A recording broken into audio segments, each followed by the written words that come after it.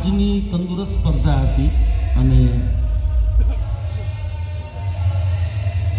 પહેલો નંબર હું ડિક્લેર કરવા જાઉં એ પહેલાં મારે ગીતના શબ્દો નથી બોલવા, નામે નથી બોલવું. હું કંઈક બોલવું એમાં સમજી જાઉં તો સમજદાર ઓડિયન્સ પાકું કે ગીત ભલે ક્લાસિકલ હોય, સુરીલું હોય, બરોબર, અને તમે કદાચ એવા આધુનિક કપડાં પહેર્યા હોય તો કોઈકને એમ થાય કે આ કાંઈક એવું જ ગાશે, એવું લાગે આપણને.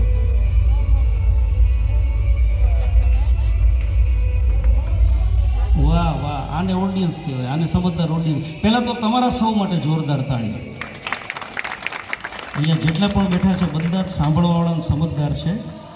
ये मोह मोह के धागे, रवीना माकड़ी.